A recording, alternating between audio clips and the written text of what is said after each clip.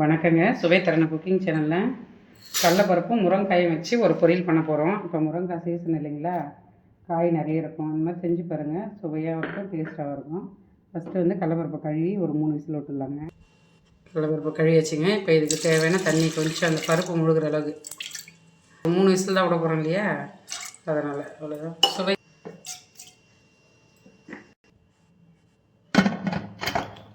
இதுக்கு வெயிட் போட்டுடலாங்க. கடலைப்பருப்பு போட்டுங்களே, அது ஒரு 3 விசில் வரத்துக்குள்ளே இந்தாண்ட வெங்காயம் தக்காளிலாம் வதக்கலாங்க. அதுக்கு கடுகு சேர்த்துக்கலாங்க. அதுக்குள்ளே சோம்பு ஒரு 1/4 ஸ்பூன் சேர்த்துக்கலாங்க. கருவேப்பிலை சேர்த்துக்கலாம்.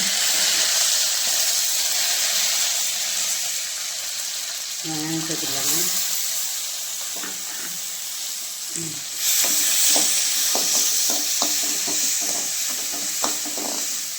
இஞ்சி நல்லா தட்டி வச்சுக்கிறேங்க, அது சேர்த்துடலாங்க. அது கூட பூண்டு ஒரு 6-7 பல் இருக்கும், அதையும் தட்டி வச்சுக்கிறேன், அதையும் சேர்த்துக்கலாங்க. நல்லா கொஞ்சம் பச்சை வாசனை போகிற அளவு வதக்கலாம். வெங்காயம் இஞ்சி பூண்டுலாம் இந்த அளவு வதங்கி வச்சுங்க. இப்போ இதிலே தக்காளி சேர்த்துக்கலாங்க. மஞ்சள் தூள் சேர்த்துக்கலாங்க.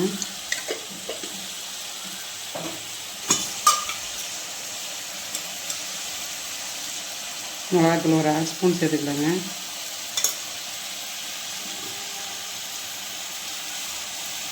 தேவையான அளவு இதுக்கு உப்புங்க. இப்போ எல்லாத்தையும் நல்லா வதக்கிக்கலாங்க, பச்சை வாசனை போடுறது. இது பச்சை வாசனை போயிடுச்சுங்க.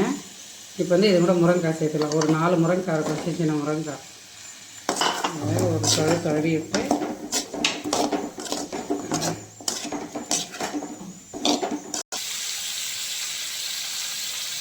இந்த முருங்காய் வேகிறதுக்கு ஒரு டம்ளர் தண்ணிங்க ஊற்றி இந்த காய் கொஞ்சம் வேகிறதுனால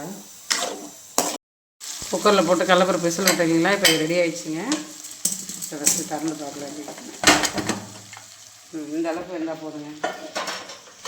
இது தண்ணி வடிகட்டால் இப்போ இந்த முருங்காய் கூட சேர்த்துக்கலாங்க.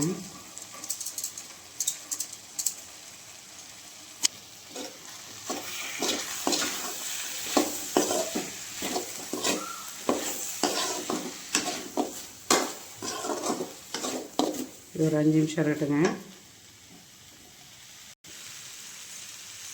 கொத்தமல்லி தூவி இறக்கலாங்க. ரெடி ஆகிடுச்சு முருங்காய் கடலைப்பருப்பு போட்டு பொரியல். சூப்பராக இருக்கும். செஞ்சு சாப்பிட்டு பார்த்துட்டு கமெண்டில் எப்படி இருக்குது சொல்லுங்கள்.